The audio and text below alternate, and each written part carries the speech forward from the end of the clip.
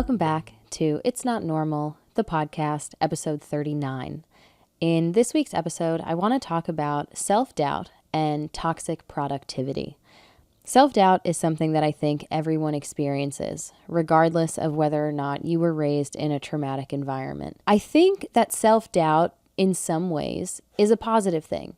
I think it's important for us as human beings to question ourselves, to check in with ourselves, to kind of imagine the opposite perspective, and to make sure that what we're doing is in fact the right thing, that it's helping us to get to where we want to be. And I think sometimes that can be rooted in a little bit of self-doubt, in questioning yourself, your intentions, your actions, your reactions, all of that. I think it's tied into self-awareness to a certain degree. And if you're aware of it and you don't allow it to dictate your emotions or actions or reactions, that I think is when we can utilize self-doubt in a positive and healthy way in our lives.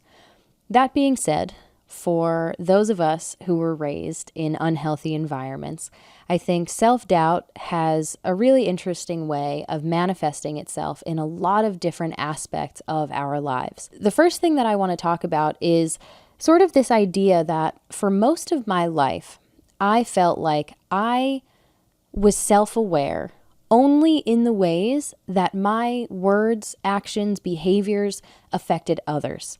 And I think that was largely due to the fact that I was viewing myself through the lens of other people. I think the way that I felt about myself was largely dependent on how the people around me felt about me. And I think that's exactly the point when you're dealing with a narcissistic or an emotionally immature parent. I think a lot of their power and control is rooted in their ability to make you feel a certain way about yourself, about your behavior, based solely on how it makes them feel. And so I don't think for a long time that I had developed any sort of personal self-awareness where I would say something or do something or share an opinion or a story and ask myself, how did that make me feel?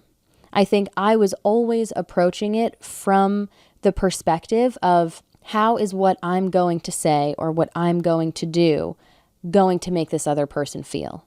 Is it going to be a positive reaction or a negative reaction?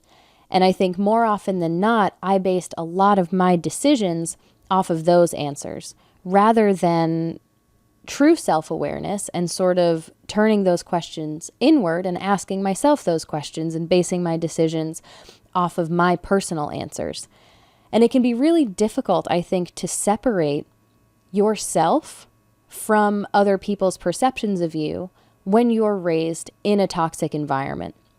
Because so many of us, I think, grow up viewing ourselves as an extension of our parent. We're kind of living our life in service to them. And so if the people that we are living our life in service towards are not happy with us, they're not happy with our performance or how we're showing up, I think so often that translates to us feeling badly about ourselves, like we are not enough. We should try harder. We should do something different. And it can be really challenging as you start to realize your trauma and move into adulthood to start viewing yourself as an individual and to no longer allow other people's perceptions of you to define who you are or to dictate how you feel about yourself. And again, I do think it's important when we're talking about self-awareness to allow other people's emotions and feelings and experiences to have a say. If we're dealing with a partner or a friend or a family member who we've maintained a healthy relationship with, who care about us, who we care about, I think being open to constructive criticism or hearing someone out if something that you said or did was hurtful to them, I think that that is really important. But where it gets difficult, I think, for a lot of us who were raised in these kinds of environments is that the things that a narcissistic or an emotionally immature parent will expect us to do are unhealthy or abnormal. They are self-sacrificing in a lot of ways. And so our gauge for what we should be doing versus what we shouldn't be doing is sort of skewed. We were never taught where to draw that line in a healthy way between how we should show up for ourselves and how we should be showing up for other people. You know, in last week's episode, we talked about friendship and what that means, what that looks like for a lot of us who were raised in these toxic environments. And piggybacking off of that episode, I think a lot of self-doubt can be rooted in childhood. It can be rooted in isolation and ostracism that we experience throughout our developmental sort of formative years. And this isolation and ostracism, I think, so often can be a direct result of narcissistic behaviors and tendencies. For me, it always felt like my parents sort of wanted me to feel like I was misunderstood, like I was an outcast, and the resulting isolation eventually led me to turning a lot of that focus inward and asking myself, what's wrong with me? I felt like there was a problem with me. There was something wrong with me that was the cause of me not fitting in. And so I think the first way that self-doubt can kind of manifest itself in our lives when we're raised by an emotionally immature parent is through isolation and ostracism with our peers, not feeling that sense of community or camaraderie, and as a result, feeling like there's something wrong with us, like we are the root of this problem and we are the cause of our lack of friendships and socialization. What makes this that much more challenging is that this isolation can sometimes be reinforced at home. And I think, you know, if you're dealing with a more challenging time in school, typically going home to your immediate family, to your parents, should be the place that you can rest and relax and recuperate and kind of get that reassurance that you might not be getting elsewhere. But when we're dealing with parents like this, it's the opposite. You're being exposed to gaslighting, stonewalling, and as you get older, smear campaigns. Gaslighting is meant to make you doubt your perception of reality, your recollection of events, your ability to recall different memories. And it's such a debilitating manipulative tactic, I think, that is used by narcissistic parents deliberately that creates a lot of self-doubt on a very foundational level. Because now you're not just doubting how you show up in different social interactions. They're not just these passing conversations. These are very substantial things that you are being prompted to doubt within yourself, like the way that you experience the world around you, the way that you interpret things. It can be something like asking your parent to go out with a friend, and you make a plan. You agree to a plan, a certain day at a certain time. Maybe from the time that you've had that conversation to the time that you're actually supposed to go and see this friend, something has happened, your parent has changed their mind, and now they will do everything in their power to try to get you to doubt that that interaction ever happened. You never had that conversation. You never told me you were going out at that time. Why would I have planned this thing on this day if I knew that you were doing this? That didn't happen. And so, especially throughout childhood, I think, when you are sort of hardwired to rely on your parents for reassurance and guidance, it can be so disorienting to feel that certainty sort of morph into uncertainty. And it's inevitable that those feelings will kind of bleed into other aspects of your life. And it'll make it that much easier for your parent to control you and to manipulate the way that you think and remember things. So you've got gaslighting, which I think is a huge contributor to self-doubt in children of emotionally immature parents. And in an instance like we were just talking about, let's say you follow through with that plan and you go and see that friend. On the surface, going to see a friend, there's nothing wrong with that. You should never feel compelled to apologize for that. You're not doing anything wrong by wanting to have a friend and maintain a friendship. But to a narcissistic parent, that can be viewed as threatening. And so they might do a number of things to try to dissuade you from doing that in the future. And one of those things is stonewalling, the silent treatment. This is something that I have personal experience with, and it took me a long time to understand how destructive this behavior is. And I think this is one of those tactics that I look at and I imagine myself in the position of a parent. I imagine a child coming to me asking for forgiveness, upset, crying, for doing something that in truth they shouldn't even be apologizing for, and having it in me to just completely ignore them, to withdraw any and all attention, affection, support, you name it, I'm not giving it.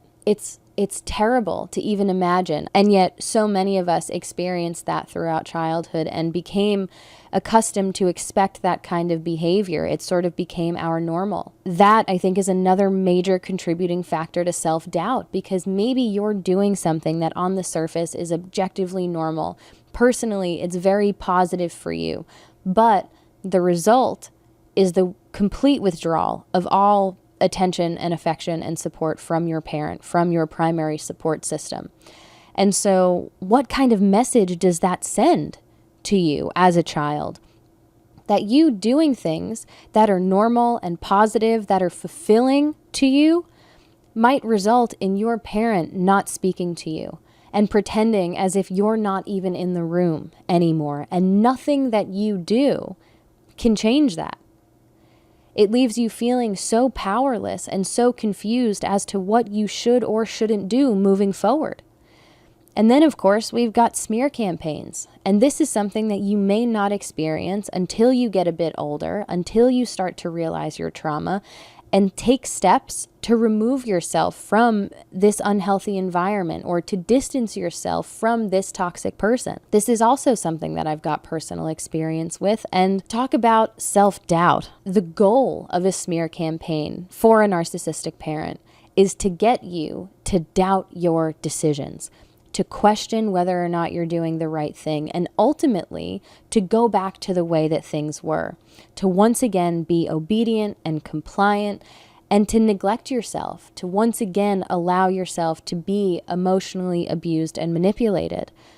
You're allowing them to regain control. I think that is what they want when they set out on this smear campaign. And as someone who grew up craving and valuing so highly the approval of my parents, I always felt like if I were to do something in school and I got in trouble by the teacher, but then when I went home and told my parents, if they said, listen, it's okay, you did the right thing, then I wasn't really in trouble. That was kind of the mentality that I grew up with. And so to have that approval not only taken away, but for there to also be an active effort by these same people to completely deconstruct and tear down the decisions that I was making, that in my life in the present were making my life so much better.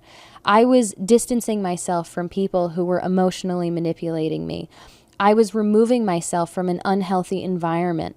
I was finally allowing myself the space to develop my individuality, to exercise my independence, and to get to know myself for the first time outside of any sort of expectations. All of these things were so crucial and fulfilling for me as a young adult.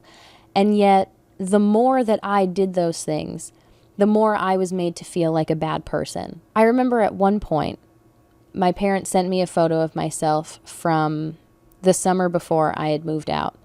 And along with that was a long message along the lines of, where did she go? You're not the same person anymore. I miss her. To do that to someone who you're supposed to love and care about, I think is bizarre. But for me, it was a really strange experience, because I still felt like the same person. I still felt like I had always been me, truly deep down. But I think my behaviors on the surface were just dictated by my environment. They were dictated by other people's perceptions of me and how I thought my words and actions would affect other people. I would act accordingly. That was what I was conditioned to do throughout my childhood. And the only difference now was that I was basing my behavior off of myself and how I felt about myself. And that no longer aligned with what my parent wanted, with what they expected of me, because it didn't allow them to maintain control over me in the way that they had for the majority of my life. And that was threatening to them. That made them uncomfortable. And so they would continually try to guilt trip me into reverting back to a past version of myself that was much easier to manipulate and control. And navigating that time in my life was so challenging. To start to build a new life, which requires the deconstruction of your old life, while also being pressured, compelled to return to your past life by the people who, for most of your life, you craved their approval more than anything else. I don't know if there's ever been more of a tug of war mentally, I think, for me, or emotionally, I should say, because the more I learned and the more perspective I gained, the easier it was for me mentally to sort of detach and to focus on myself. But I think on an emotional level, it definitely was a challenge, because it sort of felt like these two things couldn't coexist. And that was really upsetting to me, to feel like I could no longer have a relationship with my parents and also live a life that was positive and healthy and sustainable for me personally. And so smear campaigns, I think, can really reinforce a lot of self-doubt that had already sort of been planted throughout our childhood. And what's so important, I think, about reflecting on these different times in our life, these different experiences, is that we can start to understand where a lot of these feelings come from and how they've impacted us throughout our lives, and use that information to create a path forward for us that allows us to live a life that we want to live and to navigate these more challenging emotions or experiences. Because I think when you're raised in that kind of environment, you lack emotional intelligence. You lack self-awareness. You don't develop those things at an early age. And so you're kind of playing catch up. And instead of having that foundation, instead you've sort of developed these coping mechanisms, these trauma responses that make sometimes even just daily interactions or experiences that much more difficult to navigate, because you're not acting from a place of self-awareness or understanding. You're acting from a place of trauma. Maybe you're stuck in fight, flight, freeze, fawn. And I think understanding these things allows us to start to take steps to regulate our nervous system and, in turn, our responses. Something else that I wanted to touch on in this week's episode is social media. And social media as a whole, I think, is a large contributor to self-doubt, especially amongst young people, teens, people in their early 20s. I think having everyone's life on display, in your face, at your fingertips, leads to a lot of comparison.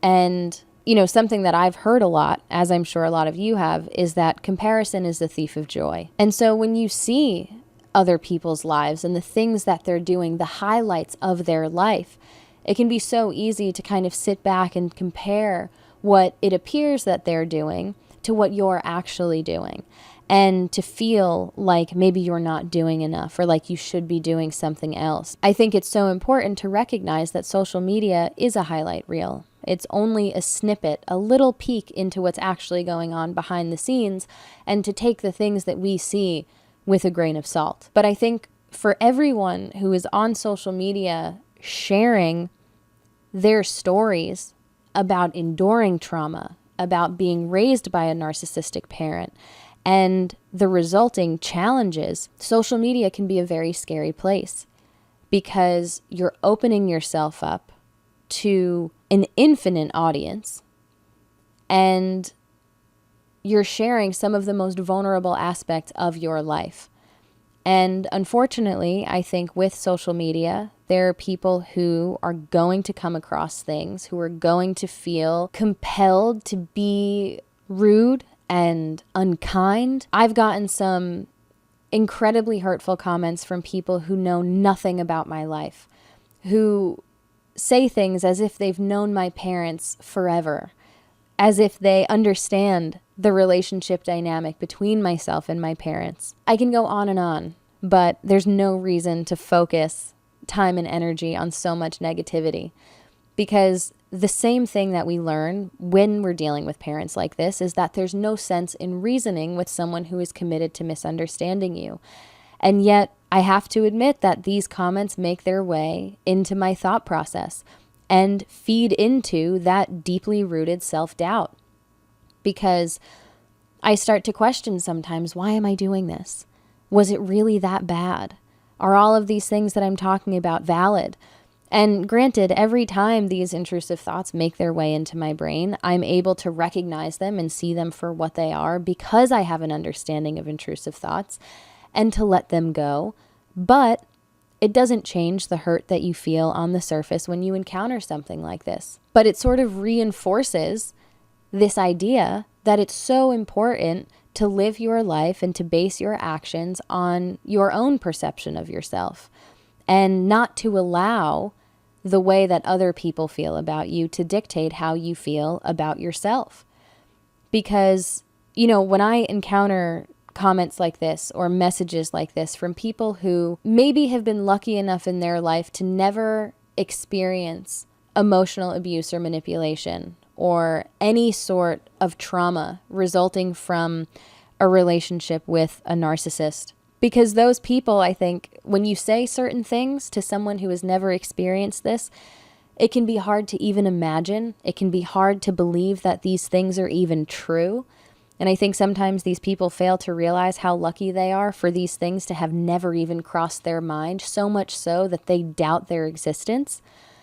But when I encounter comments like this, I think sometimes it distances me a bit from why I started sharing my experience in the first place. And I have to sometimes make a conscious effort to remind myself of the value in authenticity and the strength in vulnerability. And, I was reading this book, Maisie Hill. She sent me her new book, Powerful. And I was looking through the chapters, and there was a chapter on people pleasing. And so naturally, I went straight to that and dove in.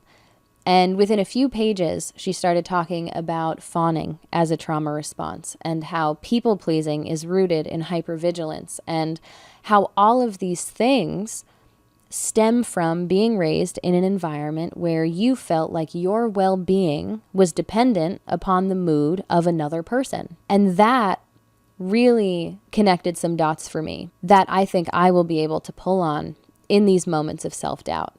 Because before I moved out, before I knew anything about mental health, throughout my childhood and my teens, I remember feeling and vocalizing that my parents' mood dictated the mood of the entire house. I understood that. I experienced that. But I had no idea about where that was coming from. I had no idea that my parent displayed these narcissistic tendencies, and that is why their mood governed the house. I had no idea that I was fawning so that I could be on the good side of my parent because I viewed them as a threat. And so rather than challenging them, I'm going to get on the good side of this threat out of self-protection. I had no idea that me feeling compelled to never say no to anyone, to any request, was me being a people pleaser, and that my people pleaser was rooted in hypervigilance, this constant need to be aware, always putting someone else first and trying to anticipate how other people are feeling. And understanding all of that, being able to put words to this experience, was transformative for me. And that is why I think it's so important to talk openly and honestly about our experiences, and to create a space where we're safe to be vulnerable, because we can learn so much from each other. And through that, we can learn so much about ourselves that allow us to live a life that is much more sustainable and much more fulfilling. And so in this book, in this chapter, Maisie Hill was kind of talking about the idea of toxic productivity.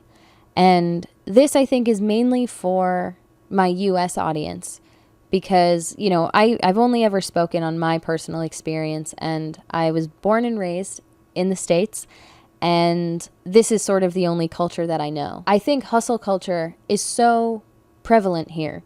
I think this capitalist ideology, this toxic productivity sort of feeds this narrative that we should be doing more so that we can get more. We should be more.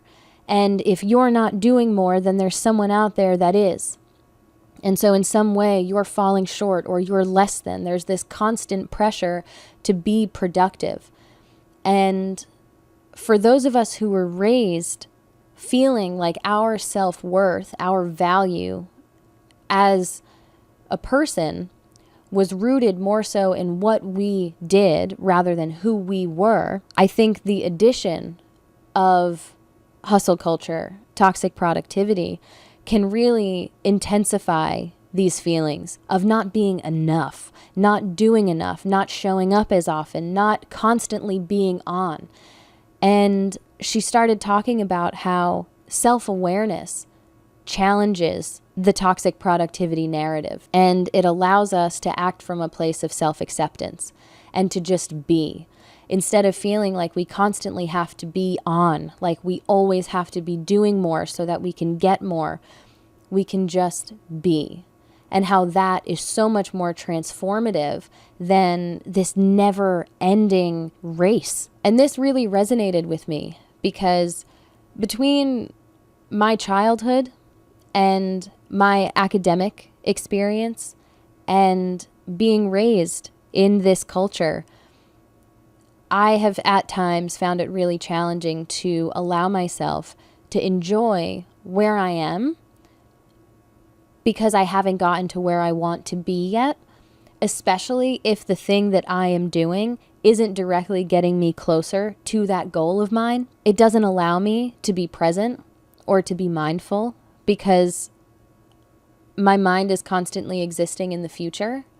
And it was only recently, I would say, within the last few months that I've been able to start to overcome that personal challenge of mine, because I used to look at my days as sort of a checklist, as an individual entity where I woke up and I had a plan for the day, and the number of boxes that I checked off of my mental to-do list would sort of dictate how I felt about the day. But I've recently been able to kind of switch my view and no longer look at my days as individual days, but rather as a continuation where each day leads into the next, and all of my days together are what create my life. I was actually talking to my little sister about this a few days ago, and she said, it's a bedtime, not a deadline.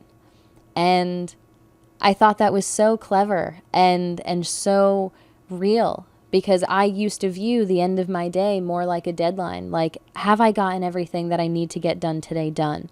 And if not, when will I do that? I had to have a plan so that I could feel okay about it.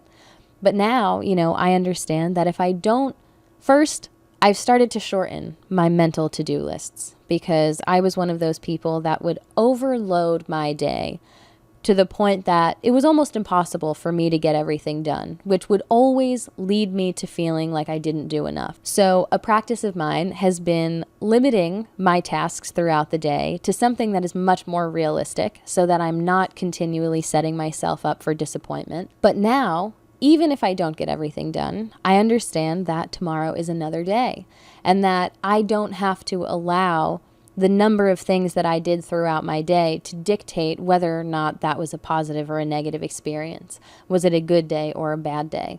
Because sometimes things come up. That is life. I think life, the nature of it, is unpredictable.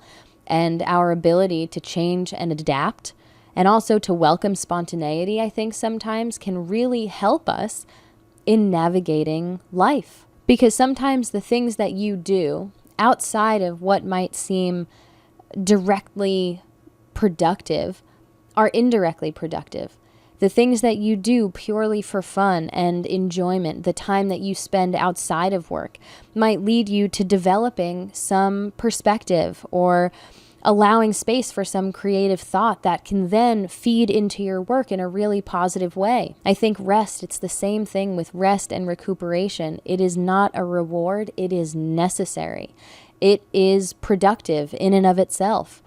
And I think the self-doubt that is a result of hustle culture and toxic productivity will tell you otherwise. It will convince you otherwise. For the longest time, I felt guilty anytime I had downtime. I felt like I should be doing more. Not only does that lead to burnout, but I think it allows you to start to take steps to live a much more balanced life. Once I started to realize that rest is productive, that aspects of my life outside of the directly, obviously productive aspects of my life that might be getting me closer to the place that I want to be, once I started to realize that the aspects of my life outside of just that also contribute to me reaching and achieving those goals, that was when my mindset was finally able to switch. And I started to realize that I will achieve my goals in time, and I will do it in a much more sustainable, in a much happier way if I'm living a balanced life. I may not even reach my goals as quickly if I neglect those other sides of myself, because I will be burnt out. And then what's going to happen when I get there? If I get there, I think we're always going to be improving. We're always going to want to do more. There isn't really an end goal or a finish line that I think so many of us can sometimes imagine, even those of us who carry with us this false sense of urgency. It's always like we're working to get to a certain point where we believe that we're going to have more time. And so imagine neglecting all of these other parts of yourself because you've been conditioned to do so, because you doubt yourself and what feels true and positive to you, because you're living your life based on other people's standards and expectations. You get to this place, but you're exhausted. But you haven't done the things that you wanted to do, that you said you were going to do outside of this, because all of your time and energy has been consumed by this one thing. I don't think it's positive to live such an unbalanced life. And yet I think for so many of us who were raised by emotionally immature parents, our lives were incredibly unbalanced for such a long time that it can be not only difficult to regain any sense of balance, but also to not doubt ourselves in the pursuit of that balance, because we feel like completely neglecting ourselves and pouring all of our time and energy into what is expected of us, into what's going to make our parents happy, our friends happy, our bosses happy, is the right thing to do, can be so challenging. It can feel sort of like the opposite of everything that we've ever been taught or told. And yet there's so much truth in that. I think there's so much power in self-awareness and self-acceptance, allowing ourselves to act from a place of self-acceptance so that we can allow ourselves to do the things that are important to us, that make us feel good, that will eventually help us to get to the place that we want to be, all the while we don't have to neglect these other parts of ourselves that are just as important as the objectively productive ones. We represent a much bigger picture. I think there are so many different parts of every single one of us, and we should never feel compelled to neglect those parts, especially if the reason for neglecting them is that they don't serve other people better. With that, I think I'm going to be wrapping up this week's episode. If you enjoyed this week's episode, please be sure to like this video and subscribe to our channel on YouTube. We are almost at 2,000 subscribers, which is super exciting. And if you're listening on Spotify, please be sure to leave us a rating. I will be back next week with another episode of It's Not Normal, the podcast.